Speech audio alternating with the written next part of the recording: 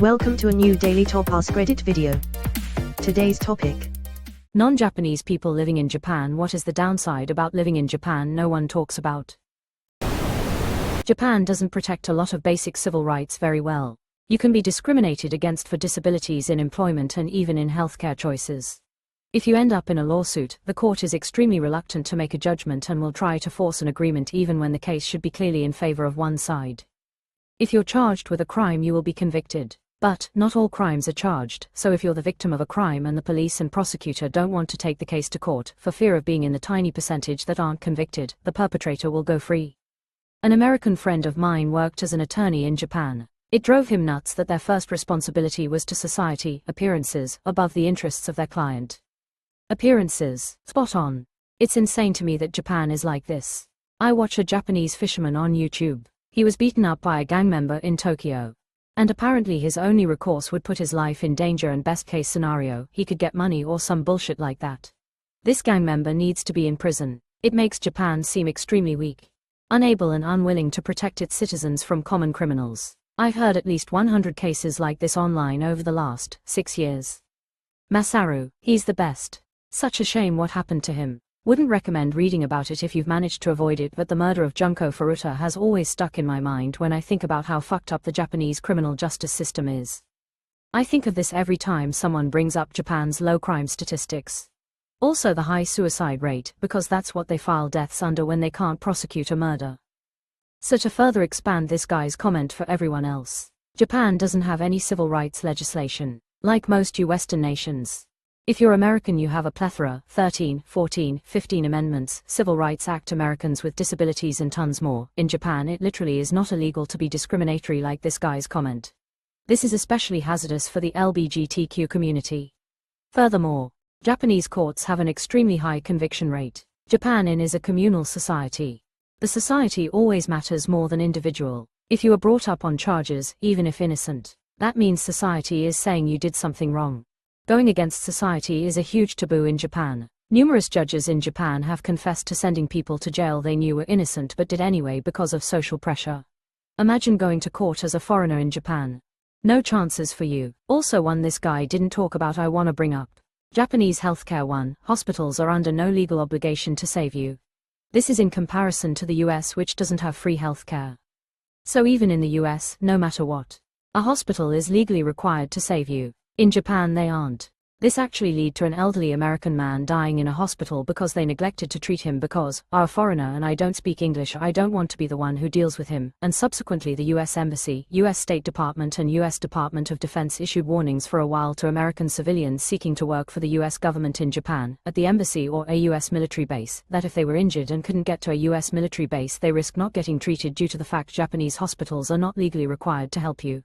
2. Said healthcare can be excruciatingly bureaucratic. This is also an issue in Korea, where hospitals and emergency rooms are not 24/7. My fiancé is Korean and a few times had worries about getting hurt on the weekend or when's the emergency room's hours. And I was baffled. In Korea they'll straight up yell at you for coming in nearing closing time, despite you needing treatment. So what happens when there's a bad car crash just after closing time? The ambulance just doesn't get dispatched. Do the police just shovel the dying people into the ditch? I work with Japanese businesses, and the thing that infuriates me the most, nobody will disagree with you in a meeting. Even if you're wildly wrong and about to make a huge mistake. Even if it'll wreck their business. Even if it's an objectively terrible idea. If you have a meeting coming up with 30 people in it, you need to have at least 31 on -1s ahead of time in order to get everyone's true thoughts. And you cannot mention any other 101s. If you say, oh I met with Bob and he said XYZ, then you've missed out on getting any kind of real opinion out of the person you're meeting with. They will shut down, terrified of disagreement. Someone told me Japanese companies have a role called the loud American, whose specific task is to disagree with people publicly. I've always wondered if it's true, because if it is I find it very funny. It's true. I studied law in Japan and one of my professor's jobs before working at my school was to be the American during meditations, negotiations. Apparently many American-bought Japanese companies that were meeting with regular Japanese companies started to realize that people kept doing roundabouts during negotiations, which made meetings that should have been 1 hour take 3+ hours. Thus, Americans were being hired to be obnoxious and cut through the niceties. The Americans were told not to be rude, but to stop all the talk and consideration. Signs up. I come from an Italian-American family. Our levels of disagreements are only second to Jews.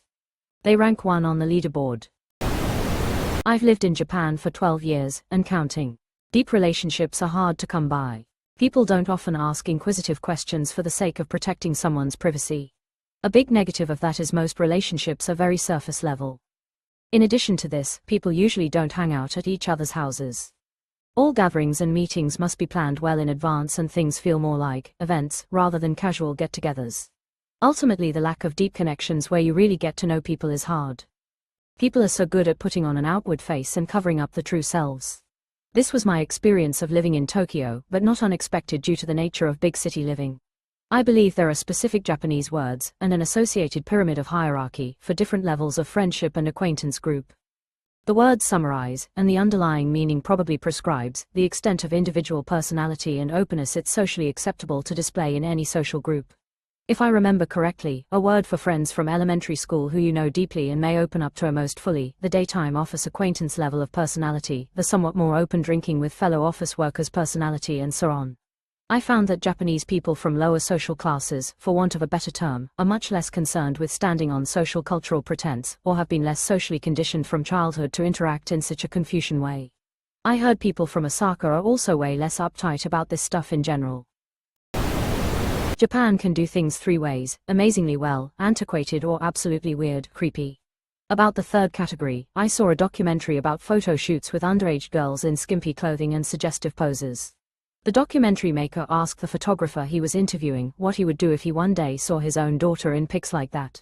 He went quiet, then said he'd most probably end his life. Edit to add, unless my memory fails me, it was a Louis Theroux documentary. Damn, so he knew it was weird. That makes it worse for me, NGL.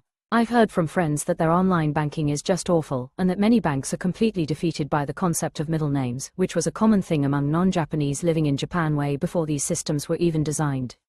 Which means they actively decided to ignore the needs of non-Japanese customers. But yeah, you sign up with your name, it doesn't accept the middle name, then when you go to verify your ID it doesn't fully match the documents because their systems didn't accept it, and now you need to start all over again and are probably flagged for potential fraud at that bank. I would characterize much of Japan's online and digital efforts as state-of-the-art for 1997. Japanese websites in particular feel Web 1.5 most of the time. My buddy is Vietnamese and grew up in Southern California, then moved to Japan for work. He always felt SoCal was a little racist, but it was nothing like Japan. In Japan, Vietnamese are often uneducated immigrant workers, and are seen as the lowest class. My buddy's Japanese wasn't amazing, it was his third language. And he dressed like a California skater. He would be refused service at restaurants, not allowed into stores, and called boat trash. He eventually learned to dress in expensive suits and only speak English. Playing up his Americanness, he still had an old woman ask, "Who taught a dummy like you English?" Cold sweat smile. I lived in Japan for 2 years, and I remember a local telling me that fair-skinned Japanese people look down on dark-skinned Japanese people. Not all Japanese people are like that, I'm sure, but he said it's pretty common. I remember fishing with an Asian friend of mine one time, and he was applying sunscreen literally every 15 minutes. I asked him why, and he was explaining how having darker skin in his culture was associated with lower-class field workers, and this would affect his chances with women from his culture. Half Japanese person who lived in Japan here. Most ethnically Japanese people are, generally and broadly speaking, fair-skinned. Okinawans, particularly, are quite tanned because their island is much closer to the equator. Okinawans are considered a distinct ethnicity with their own language and culture. They were conquered and subjugated by the Japanese in the past. The famous Japanese racism applies here because even though outsiders would consider Okinawans to be Japanese, they are discriminated against, and the darker skin tones are considered to be unattractive and stereotyped as an indication of poor genes and education. We tend to think of the Japanese as ethnically homogeneous, but they still segregate and discriminate against themselves internally. This is why I find it hilarious that people think Western countries are super racist. It really shows how little people get out of their bubbles.